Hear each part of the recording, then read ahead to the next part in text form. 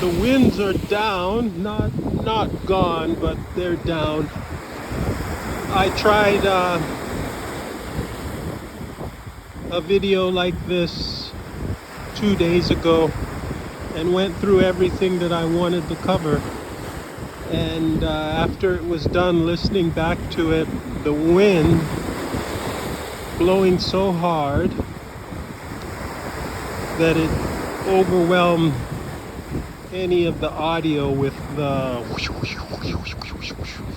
sound the wind makes when it's beating against the little microphone hole on the cell phone I'm using. But anyway, what I was trying to cover, I hope I can remember it all, was trying to add to leaving off about talking about the waveform, you know, the waves and their pattern of movement. Waveform being the pathway that the water takes in its movement, its undulations. So, not to get back into the details of waveform, but when you look in depth at waveforms and where they apply, right down to the quantum level of physics, all the way up to planetary scale, or maybe the scale of the solar system with gravitational waves, maybe larger, who knows. And so I talked about ocean waves and then ground motion waves that travel in the ground under the ocean through tectonic plates. The ground motion waves related to earthquakes, motions that go on before what we know is proper earthquakes, and then the ground motions that go on as what we know earthquakes to be. So even when it comes to ground motion waves, there's a variety of shapes and waveforms, and at the ocean depending on different days. So I'm starting to wander into talking about waveform again, but I just wanted to bring that up and use it to pivot myself into geometry, navigation. So I guess at the very beginning I can start with the wave pattern. So let's see if I can get into the rhythm. And splash. 2, 3, 4, 5, 6, and splash.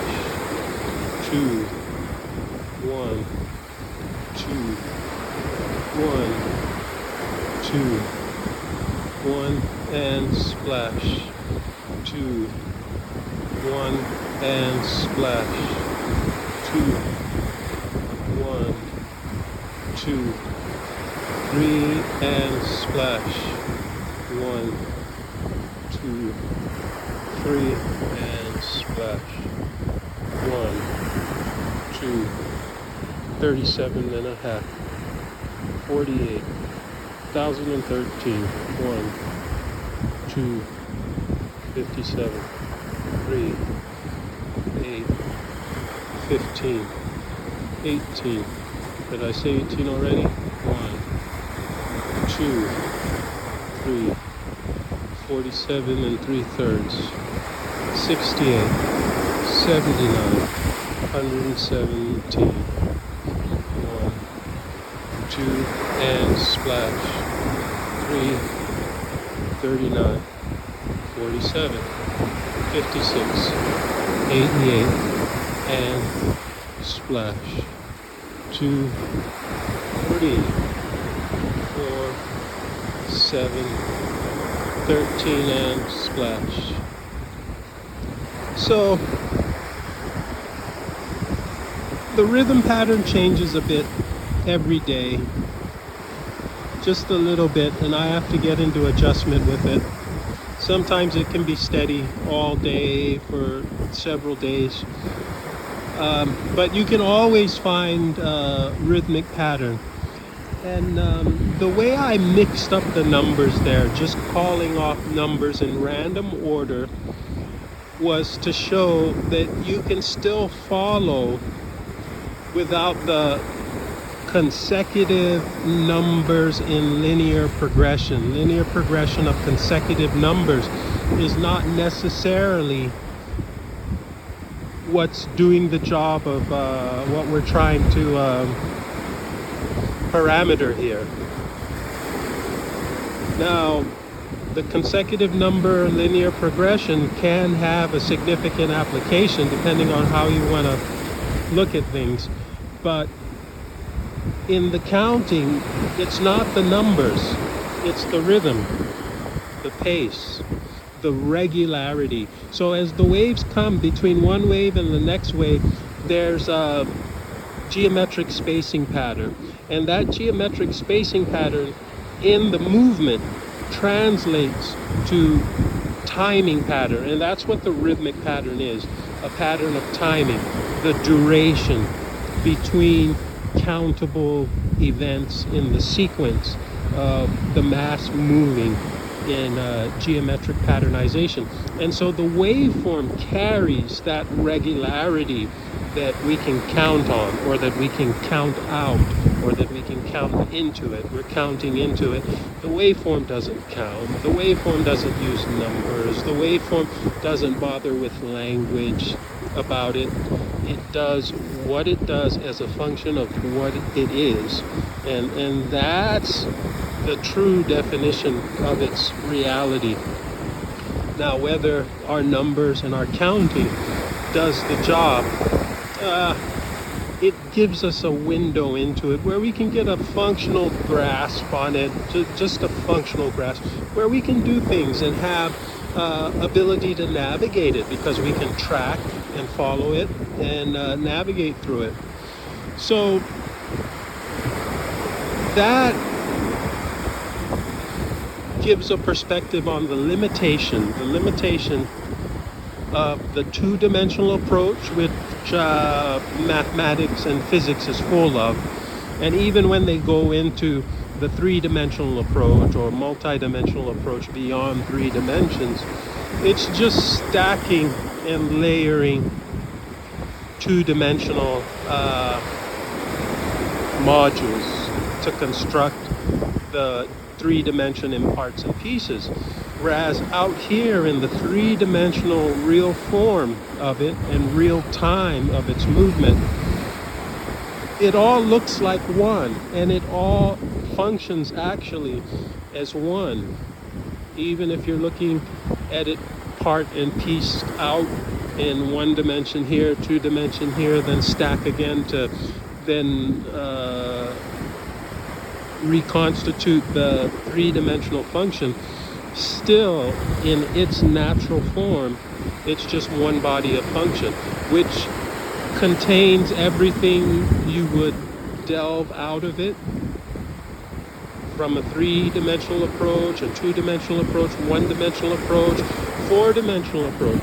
It's all there. Who knows how many dimensions you can go into with your mental gymnastics, but it's all there as one. And so there are limitations with the 2-dimensional approach. So being out here where it really happens, the waveform isn't a line, even though I imagine that undulating line of a waveform going over it, and I can imagine a line of the wave crest going this way and then the undulating line going that way, and just mapping my own linear thinking over it. And doing that on paper in the classroom leaves a lot out compared to what's here. And then here you get to make relationships, or experience the relationships between the motion. Say if you were in the water, you could feel the motion with your eyes closed, or maybe you were in the water at night and couldn't see the water, but you can feel that motion that you're seeing now in the daylight. At night where you couldn't see it, you could feel it, and you're sensing the same thing that you would be seeing. Now, if you were out of the water, and I'm standing up here out of the water at night in the dark, so I can't see the water, I can't feel the water because I'm not in it, I can hear it. So when I was counting with it, because I'm a musician in my focus, the sound of it as I count is very prominent. And then secondary, I notice the movement patterns coinciding with the sound that it makes. That when it makes a sound, it's because of a movement and a reconfiguration of the mass within the movement. So as the wave comes, see, there's the wave coming. It's coming. It's not making much noise. Now it arrives here, it reconfigures, and you can hear the noise in that reconfiguration banging around against itself in a geometric fashion. And counting the pace helps to find or follow the pattern. And counting like that rhythmically with our musical sense, if you've got a musical sense developed, you can keep that count and not really have your focus overwhelmed by keeping the count. It can become a background thing. Now you're free to watch the whitewash patterns moving around and seeing how they stay in a harmonic spread, fractal spread that harmonizes with the count that you're following. So even if it's not right on the count, it'll have a harmonic spacing between the count. And then even if it doesn't fall on the same number every time, it will more often fall right on the count of the number. So maybe if you count 1, 2, and splash, the splash might not come after 2 counts in the next run. It might take 4 counts in the next run, maybe 5 counts. But it will happen on the count, as long as you've got your count in sync with the rhythm of the water. So that's the basic regularity, even though you can have some irregularity in the spacing of the waves. But that irregularity shouldn't be seen as a chaos in the system. If you look closely at it, you'll see the irregularities, those off portions, actually have a harmonic fit in with the regularity that you can follow. And that's how come the regularity can maintain itself consistently, even with bits of irregularity coming in. They just come in as very odd moments, but they don't throw off the regularity until there's a major overwhelming system change, like a major storm or something. And what the major storm does is just simply set a different regularity. It changes the regularity into a different regularity, not really an absolute chaos.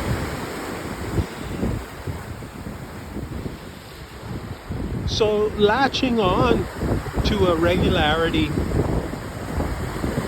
is a basic navigation tool which says, how do I get through it? It just looks so irregular, erratic. And when you can latch on to a regularity within it, if you can find it, and I just demonstrated where it's at, that's your beginning point. So move with that pace and explore what happens as you move within that pace. And when you get used to that pattern of being in that pace, you'll start to observe sub-patterns. And then you can begin a dynamic chain link of followings in the overall complexity of movements, and begin to find a way to work with that in the same way that a musician will work with a steady beat and then begin to carve out other beats around it in a harmonic fashion, or if it's tones for making sounds and melodies and chords the same way. You're navigating the tonal spectrum. Here you're navigating the wave progression spectrum, and then this is three-dimensional breaking up in a complex way. So it can be more complex than music in some ways than just playing music. But then again, it depends on how advanced of a musician you are. Maybe you can be advanced enough as a musician to take yourself into deeper complexity of music. And so likewise here, I've found a simple approach, as basic as simple music. You just got to be able to follow a steady rhythm, and you don't need much tricks and maneuvers. Just a handful of them will be enough, and you can get hit by the waves, and you'll be in the rhythm of not just the movement sound and what you see in the movement, but what you feel in the movement. And then you move yourself in a harmonic rate of motion as relating to the water's motion. And you can find yourself not being knocked over by the waves. You can find yourself moving with it in a dance form that lets you stay upright and even move yourself in a direction that you want to go. And so that comes in handy if you find yourself out there and there's rocks. If you look closely, there's a rock in sight. Now the water's over it, it's not in sight. So when you know that's there and the water is taking you there, if you have that kind of navigation ability in the geometric movement going on there, you can navigate. Same as a swimmer being out there. Looks like a swimmer or two, or are those two coconuts bobbing in the water? Probably coconuts bobbing in the water this time. Oh, I see four, maybe a cluster of coconuts bobbing in the water. But swimmer being out there, and how the water can throw you into the rocks, but you swim and navigate what's going on there to position yourself relative to where the waves are coming and its maneuvers. And you know where its maneuvers have the power and the positioning to put you in the rock. So you position yourself ahead of that so that it doesn't do that. And being ahead of that can be as simple as just being right on top of the wave before it crashes. So you're on top of the wave there, and that way it crashes behind you. So you're on top of the wave there, and then the wave crashes there, and then you ride down the back slope of it. And that's a navigation feat, and you can do it by feel. And then there's a harmonic pattern. That wave that hits actually sends a backwash into the wave that's coming behind it. So this wave is now facing a backwash, and that backwash actually has a way of keeping bodies in the water out of the wave crashing down. And so there are around four coconuts there, and they're on top of the water, and they're just staying right there, right where the wave crests, where the top of the wave peaks.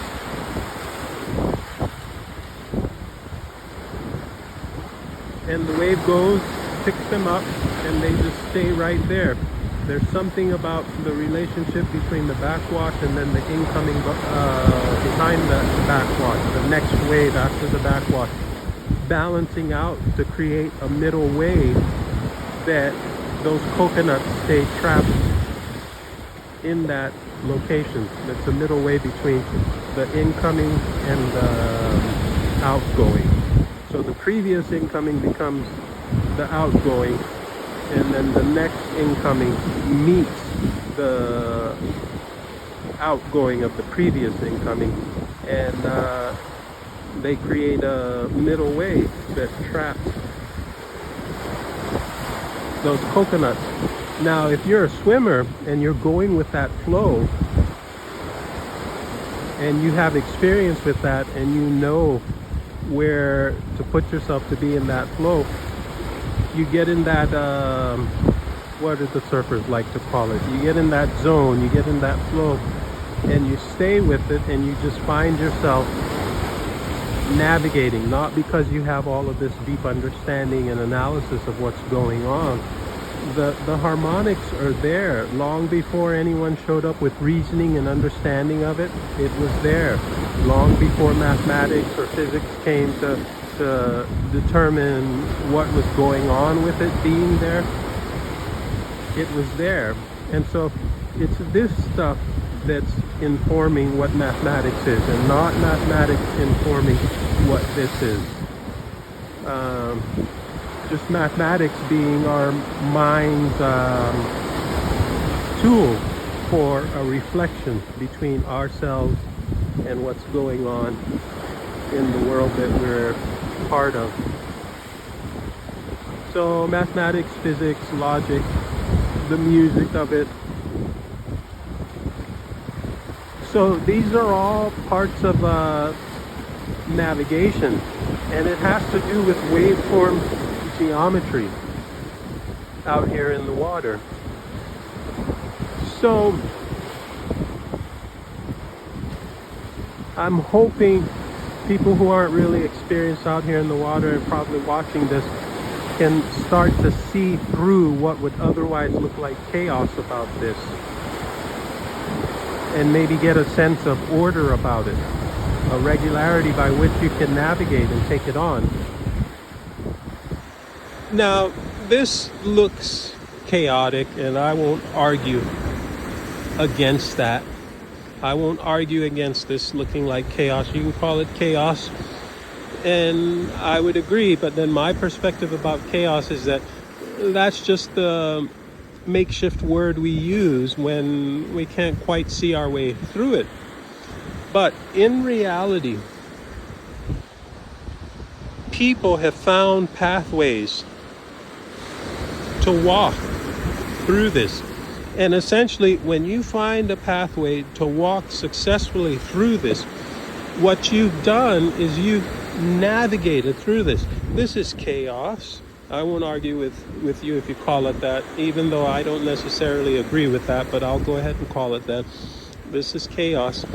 And to show why I don't agree with it is that we walk through it. The scattering of rocks down there, we walk across it to less chaotic ground. The street is up there. So eventually we come from down the beach all the way up. And some people have even placed permanent pathways in there and sort of carved them out of the chaos and sort of delineated a course, which is essentially navigation. And once they establish that course, then they work on it to smooth it out a bit. But first, they determine that there was a course through it, and a consistently navigable course. So how is that chaos? So for sure, complexity. You can still get your ankles banged up. Some people have fallen down their whole body and come up with bloody bruises on their arms and legs, maybe on their butt. I try not to pry and see, people's butts when they've got curious boo-boos going on, but that happens out here for sure, and that's actually putting it mildly. People do get killed out here in the water. It's been a long while since it's happened out here, but it takes experience and understanding, and it's a feat of navigation. Now, this is talking about people. and people perceiving this. There are sea animals here. A few weeks ago, a seal came up on the beach, and I saw distinctly intelligent, deeply intelligent, predicting movements that demonstrated the seal's ability to predict when the big wave was coming. The dolphins come, they jump and they spin. They're jumping out of the water and their spinning moves at a rate harmonic to what the water's movement is. Every time. Maybe rare irregularities, just like the water does, rare irregularities, but the vastly dominant aspect of it is that underlying regularity in the motion of the ocean. And so the dolphins' movements, you see that count. If you get good with that count, and it's always in you when you're at the water, and you see the dolphins jumping and spinning, you can see them jumping out there and land splash. And right when they make their splash, you'll be counting the splash here, right in sync. And they're far out there. They're not seeing the splash here. They might be able to hear it in the water, but while they're out of the water spinning, they're not in the water to hear it. But before they jumped out, they were already locked in sync with the pattern. And then they land back in the water right on the count. And this is consistent year after year, day after day, that they show up to do that. And then a few days ago, a whale came. I've seen them 3 or 4 different days over the last month and a half. But 3 days ago, about 3 or 4 days ago, one whale came and stopped right there where we got a good view, straight on view, and put the tail up and tail slapped. And then put the tail up again and tail slapped the water. So big whale tail out there, way out there, and still the tail looked big. And that's how huge the whale was, that it could be that far out and you could see the tail looking as big as a boat. Someone said they saw a baby, but I was busy focusing on the tail and its movements. And the tail slap hit right when we had the count matching on the shore. I was on the shore and I started walking. I was on the beach in the whitewash surf where the water splashes onto the sand, and I started two-stepping back and forth in pace with the water just to lock myself in a sort of rhythmic dance, not really dancing, but two-stepping in dance rhythm fashion, just not the whole body movement of dance, but just enough to lock myself into the rhythm and then put my focus out there at what the whale was doing. And finding the tail slap coming down right when my foot came down, and my foot is timed to come down at splash and all the harmonic positions in between. And the whale's movements were doing that. Then the whale would go down and then bring its blowhole just below the surface and blow, and you'd see that big plume of water spray come up probably 10, 15 feet. It looks big from far away. Who knows how high it is? I'd say definitely 10 feet or more. And even the blowhole spray of water would spray up right in sync. And then the rate of it coming up and falling down was of a duration that was harmonically matching the splash, and then the whitewash spread. Right after the splash, the whitewash spread and falling back. There's a duration for that. There's a duration between the peak and the splash, and then the spread of the whitewash after the splash. You can break all of that apart into durations, and those durations have a good harmonic fitting. And the whale blew with such force, it could blow harder, with harder force or less force, but it blew with just the right force to have its spray come up and fall back down in a duration that was harmonic to the durations going on here. And that was the first time I got such an extensive view of a whale doing its dance out there, the tail slapping. It tail slapped over and over and over again, probably 5 minutes at the very least. I got lost in observation that I lost track of time. I know at least 5 minutes from my natural sense of timing, but it could have been as much as 10 minutes. So multiple blowhole sprays, multiple tail slappings, at least a dozen tail slappings, at least 6 blowhole sprays, maybe more. And the pattern was consistent. It's rare that we get to see whale activity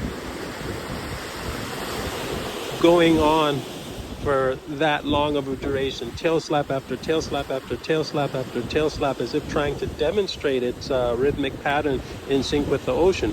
Now with the dolphins come more often. The whales are seasonal and not as regular even during their season, not as regularly showing up here in view during their season. The dolphins are all year round and regularly coming to this specific location to play in the water. So I got to see over the years the dolphins doing their spinning, the spinner dolphins doing their spinning. The non-spinner dolphins can come and jump out of the water too. And noticing consistently they move at a rate that's harmonically locked with the water's movement. And so I talked about how being harmonically locked with the water is actually crucial for navigation in what would otherwise be an act of being awash in chaos. So why would they have that harmonic function going on in their activity? Why would they have that mathematic expression in their ways? They may not be doing numbers or writing or calculations, but the essence of their choice of movements. When they navigate, you have a choice of movements. When you're a navigator, you have a choice of movements. That's what makes navigation. You get to decide where point A will be, you get to decide where point B will be, and you get to decide what you do everywhere in between. And so they're making choices and they're choosing the harmonic function with the water's movement. So they get it out of the water, whether they know it mathematically or logically like we do. They just get it out of the water. Maybe the water puts it into them. So whether we do it mathematically or logically, I say the water gives it to us, puts it into us. Now, not just the water, wherever the geometry of the real world happens, that's where we get it from in ourselves. So whether we're at the water, getting it from the water, or you're out on the land somewhere, or who knows what, you can watch the wind blowing the trees on days where the wind is doing that enough to make it noticeable in the trees, and see the swaying of the trees in a harmonic relationship with the rate of the water's movement. And one of the things the drummers started doing down here many years ago, so people come down here, especially on Sundays, and gather with drums. And the more experienced drummers years ago started locking on to the wave pattern, having their drum beat get its tempo from the wave pattern that I was counting out here, establishing their tempo from the wave pattern, and then building their drumming rhythmic work off of that tempo. And people got to see on days when the dolphins came that the dolphins would jump up and land right on the main drum beat. And it made it look like the dolphins come to dance along and follow the drum beat, just like a lot of people coming to the beach to follow the drum beat, dance along, or whatever it is they want to do. So the drum beat helped to make another frame of reference for the existing pattern in the ocean and that the wildlife are following. The seal that came, has it been 2 weeks already? The seal came sometime this month or late last month. I think it was this month. What is it today? January 18th, 2024. So I think this month, early in this month, the seal came.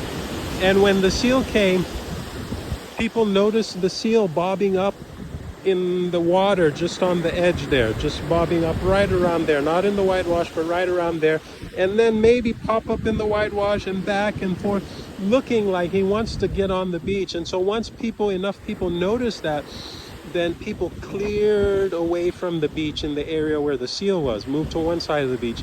And then the seal would disappear underwater and then show up on another side of the beach, trying to find a clear side of the beach. And so people had to move from one side to the other until people figured out how to just stay clear. And then the seal noticed the clearing that opened up for him. And even then, when noticing the clearing, the seal moved to the position in the water in front of that clearing, but still bobbing up and down as if not ready to get out. And then suddenly, after so much delay, that just seemed like random delay, suddenly the seal decides, okay, and then plops himself into the whitewash break where it was shallow enough for his hefty plump to hold there without being washed back in, and then just stayed there. And within a few seconds, the biggest wave of the day came, and then the second one behind it, which wasn't as big, but both were significant, and it had all the push force to push the seal further up. Because the seals, once they get their belly on land, they're just like a big loaf. It's really hard for them to use their swim flippers to, get themselves up.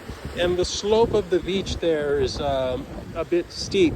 So it's like the seal was popping its head up and down out of the water, scoping out the beach. We got out of the seal's way and then still noticed the seal coming up with his head up and out of the water, still scoping things out and probably looking at the slope of the beach and then delaying with a sense of timing of when that big wave was going to come, and use the force of the wave to get him further up the beach rather than the arduous task of plopping himself up and down to get up the slope of the beach, which is a lot of energy when the seal isn't really built for land maneuvers like that. So using the water even on land to help him get up, and the seal seemed to know exactly when the big wave was coming before it came, and put himself right in position before we even saw the wave showing up off in the distance. And then the wave pushed him up. Coincidence? I would say not, because I've grown so used to the pattern here that even subconsciously I find myself getting up and into position right before the big waves come. And people over the years have known me for that. And they tend to, when they see me get up and go towards the water, they tend to want to go to the water too. It was back in the days when a bunch of big wave rompers were here. They started doing that once I had this lock on to somehow knowing when to get up before the big waves came. The pattern was ingrained in me. So experiencing that in myself over the years again and again, that's why I have the sense of the seal having predicted when the big wave was coming and used it to push himself out of the water. Whereas I was doing it here to follow the big waves for romping. Hawaii is big wave surfing. People come from all over the world to big wave surf here. Now, I'm not involved in the championship big wave type surfing, but for here, big waves, 10, 12 feet, I would do that. Not the big 25-foot waves, 30-foot waves that they would surf on the big wave surf championship. So the seal showing navigation prowess, and navigation prowess so dynamic that it made movements in prediction of what the waves were doing. Now, I'm not saying pure magical prediction, but there are cues, patterns in the water, and there's ways to latch on to those cues, subtle movements. Maybe the seal being in the water could feel the pattern of the movement in the water, or just has the timing so ingrained in it that it doesn't even have to think about it. It just operates subconsciously according to that, which happened to me after 10 years of daily involvement with the beach air. I got subconsciously locked into the pattern where I would go home, not be at the beach, but I'd be close enough to hear the waves smashing on the beach and find myself making my movements at the house. Suddenly I'd make a move, grab the fridge door to open it, and right when I grab the door, hear a wave splash, and then grab something out of the fridge, close the door, and my first step away from the fridge, my foot lands right when a wave, and noticing that so often, it was spooky. Those were the early signs for me that it was locked into me even while away from the beach. So navigation, according to the cues, and the cues having enough harmonic activity, harmonic relationships going on, that it makes a geometric trail into the complex functionality in such a way that that trail can feed you predictions ahead of time. And it's basically a trail of patterns. A trail of patterns. You know the patterns well enough, and you can know what's coming ahead of time. You can know a pattern well enough and know what is already passed before you showed up to read the pattern. If you follow the pattern over and over again and it repeated, and even complex patterns, really complex patterns that for a while can seem like there's no pattern there. But we've established here that there's enough of a steady pattern in the waveform that there's something very simple to latch onto and then grow into the polyrhythms around that pattern and the more complex patterns that are around that. So now what if we're dealing with ground motion waves, the ground movement? So ground movements related to earthquakes and volcanic eruptions, can it be said that the same dynamics and harmonic relationships here that allow predicting the big waves before they come, is that also applicable when reading the waveform patterns for ground movements across the tectonic plates on a global scale, to then predict big events like the big earthquakes? So I say yes, and I demonstrate in and of myself enough to say yeah, and let's look more into it and shore up that idea of that it is predictable. Doing it out here, waveform logic is waveform logic, scaling up, scaling down. Physics learned in one medium, maybe physics that was learned outside of biology long time ago, is being found as applicable in biology decades later. So maybe 100-year-old physics findings are finding applicability in biology today. And on a large scale biology, maybe the whole animal body or plant body system, and down to the cellular scale or subcellular scale with physics going on. And so geometry, mass, and motion is a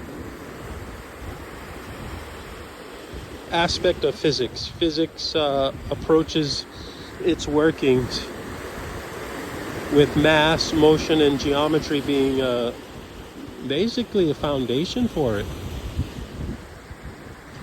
And in my body, I did that demonstration in an earlier video about swinging my leg from one side to the other. I'm not going to do it here on the rocks. I'm just going to make a gesture of the motion, and how there were harmonic relationships between swinging from one side to the other, and then where the swinging motion comes from at my hip socket, that the distance from my hip socket down to my heel, where it touches the ground where I'm swinging, that length from my hip socket where the swinging comes from all the way down to my heel, that length is the same as the length between the 2 points that the arc of my swinging leg makes. Harmonic relationship. So in mathematics, when you're doing calculations, equations and stuff, all of those are possible. Formula, when it's formulaic, that the dynamics behind that is harmonic functioning, that there's harmonic relationships between things. And what that establishes is ratios. And ratios are one proportion relative to another proportion, and a network system of proportions. Now, you can think of proportioning mass, a portion of water, but then you'll have the portion of water related to a rate of motion, and you give that rate of motion a value, and it acts like a portion in your equation. And there'll be a relationship between the motion and the mass, the motion having its own portion in the equation, the mass of water having its own portion in the equation. And then you can have the geometry, which covers space. And so you can start to hash out space geometrically and make geometric patterns which take up an area portion, a portion of area, or a portion of volume. And now you've got portions of space which then have their fitting into the equation. And all of those can be valued or symbolized in terms of numbers or letters, however you want to symbolize them.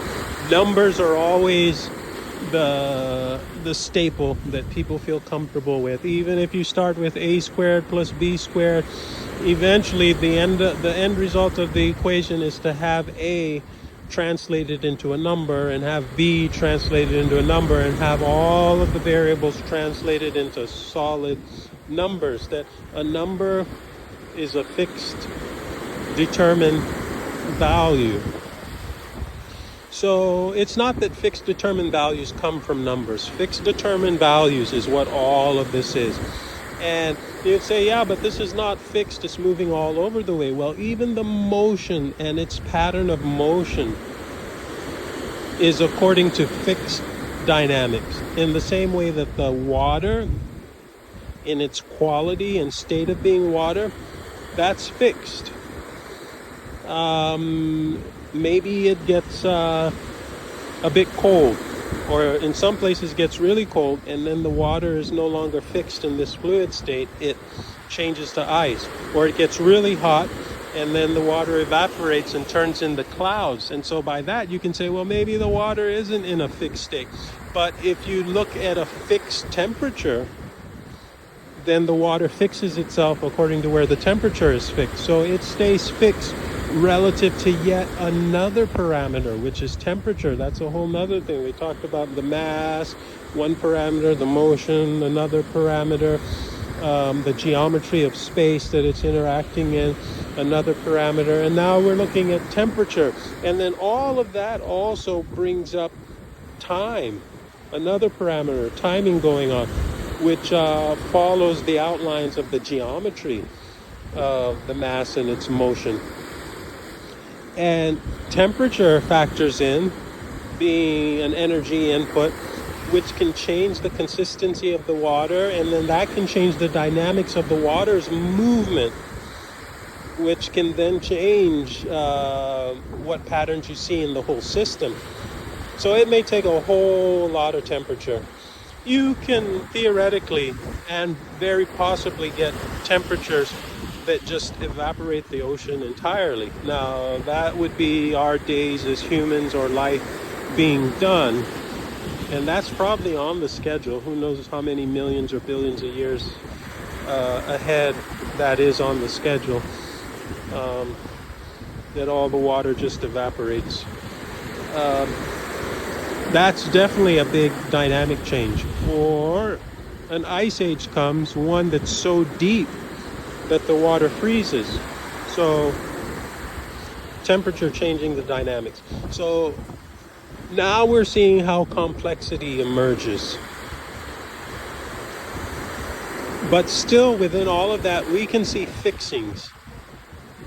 Fixed by this, and what it's fixed by, that in itself has to be fixed, and it can be adjusted to a different fixing, and then what's attached to it in its own fixing then changes its fixing. So everything's in relationship with each other, ratios of harmonic union, and those are the dynamics you see operating in mathematics equations or geometric modelings of what we try to, probe into as far as the operations of reality.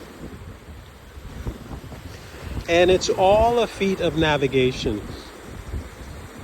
Mathematics is navigating reality, the physics of things, possibilities, and our minds and senses and bodies are structured out of that, because all of that existed before life came here to be a part of it, and then to say, wow, I am, and I recognize all this stuff going on. It reflects in a way that's oddly familiar, whether you can explain it or not. I never had the whales and dolphins and seals explain it to me, and yet they live it and perform it perfectly. They're just one with it. They are of it, from it, by it, for it. And so I am to whatever extent that I'm able. Oh. What is that? That's a fishing pole. Either somebody dropped it there or they lost it in the water and it washed up.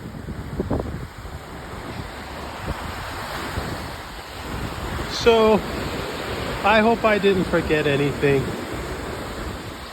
I definitely took mental note to talk about how this looks like chaos, but the fact that you can climb down these rocks and find a way across it and have your sense of a pathway.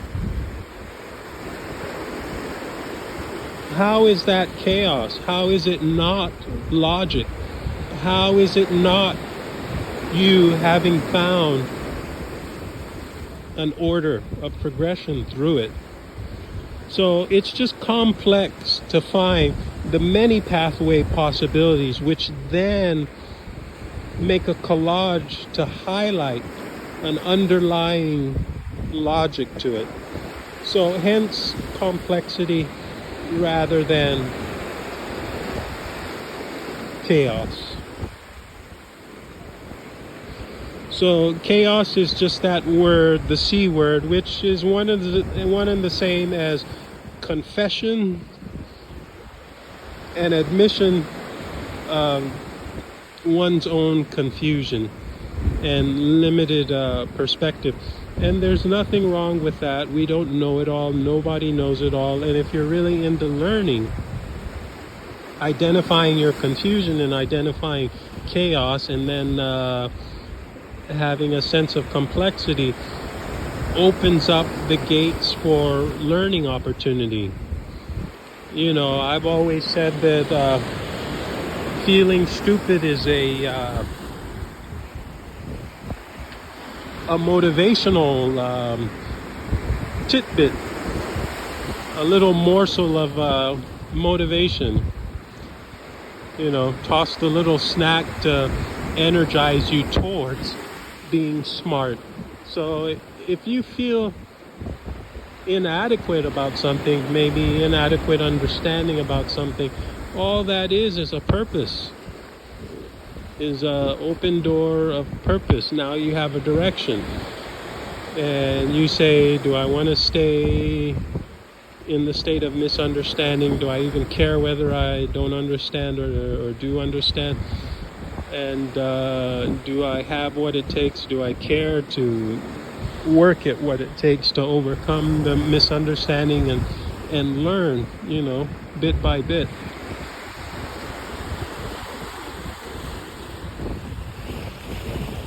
So, look at that. I'm about to navigate my way.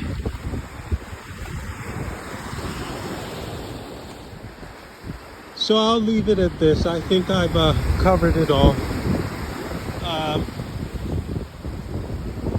I did think about Navy ships, cruise ships, commercial ships, merchant ships, navigating the oceans. Yeah, that's the part I forgot to mention. So I'll mention that and then end the video here, and that covers it all. So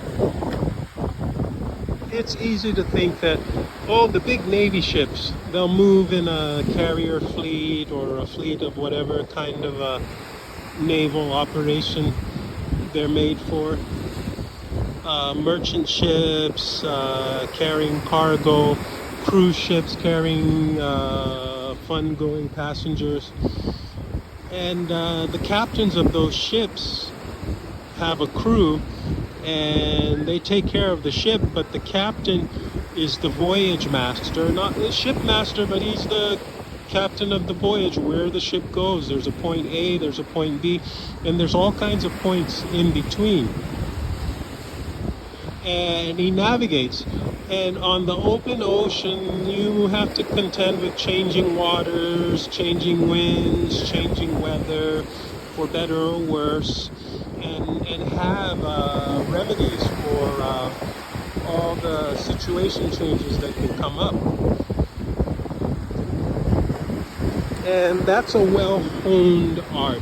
Hundreds, maybe thousands of years of sailing knowledge compiled to what we have today. And you can go to ship captain school and learn navigation, learn piloting the ship and everything. And navigation on the open ocean, with all the ups and downs and changes that can go for better or worse, is rather straightforward. There they are, navigating the rough of it. Swimmers in the water.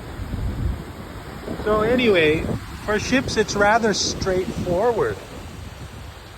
You won't see boats and ships doing that. And even though people are not whales and dolphins and fish, and we're not really that well made for the water, as swimmers we can get in the water and navigate more complexity than the most advanced ships do.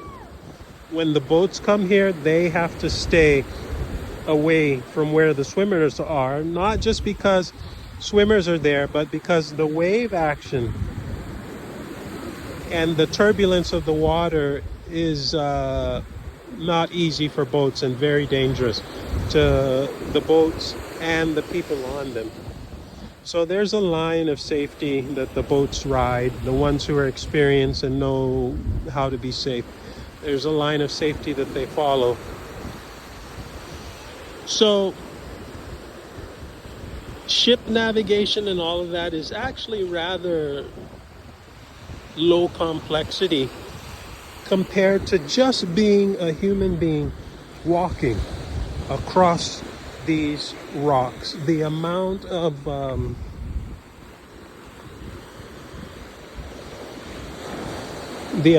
function going on in the body and the mind working the way through this, and a lot of it being in the background, in our subconscious, where we don't even have to think about it or do very little thinking about it.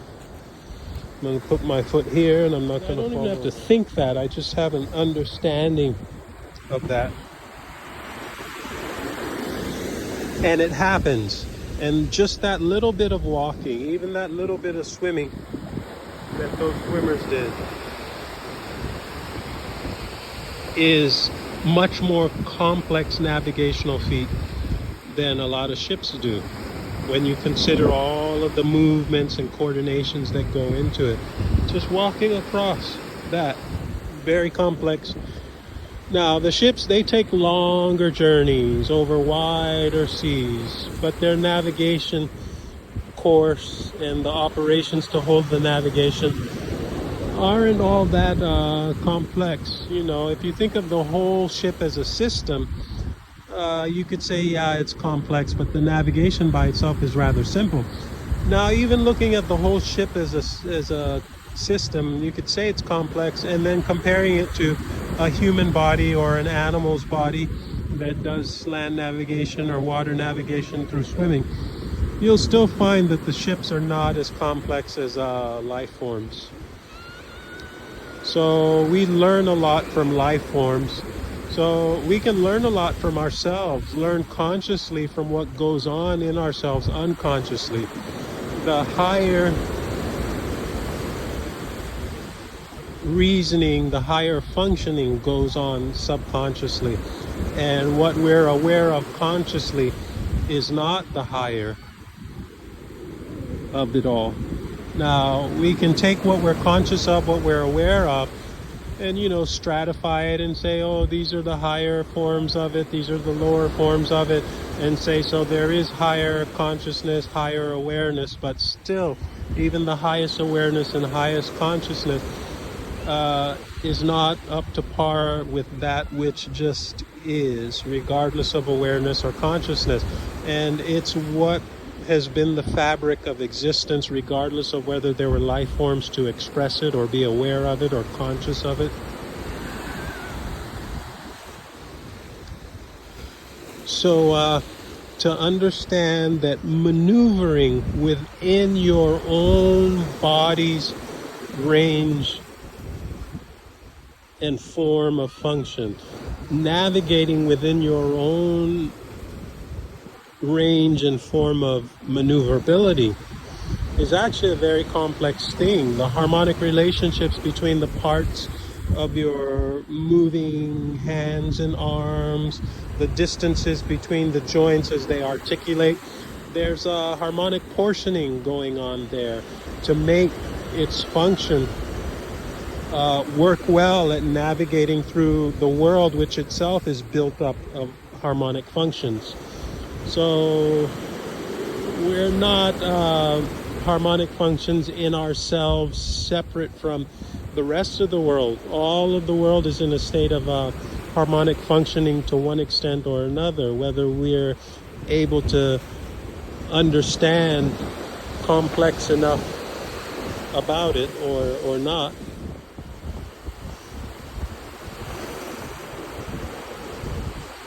So I think that covers it.